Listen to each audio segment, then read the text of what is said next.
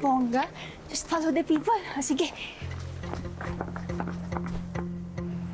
You think you're being smart? Stop acting like you belong here. No one likes you.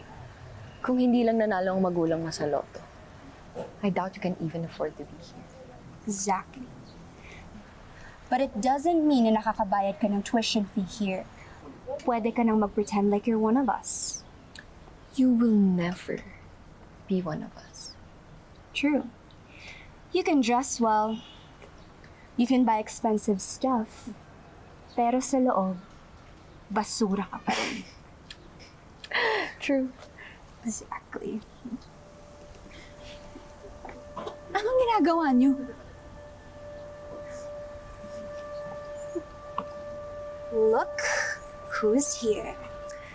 Ang bagong papansin. Shoo, girl. Shoo. Mind your own business. Please.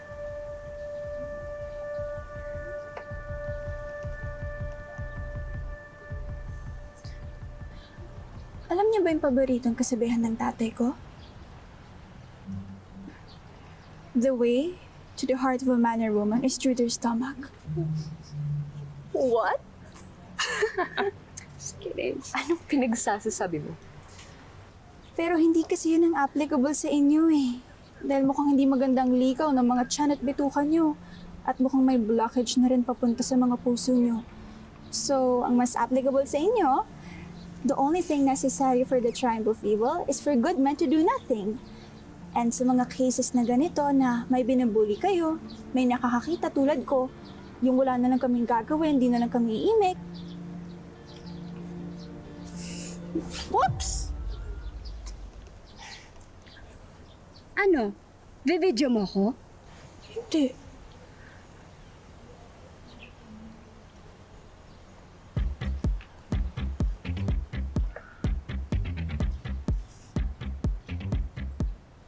Dean!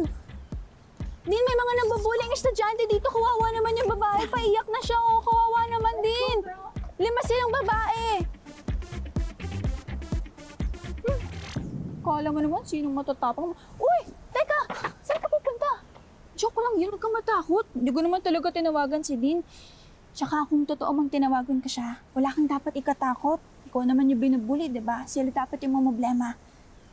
Ako nga pala si Florence. Anong ginagawa mo? Do you have any idea what you just did? Oo. Nakita ko kasing pinagtitripan ka nila kanina, kaya tinakot ko sila para tigilan ka nila. Obviously, you're new here. Hindi mo kilala kung sino binabangga mo. Next time, just mind your own business, okay?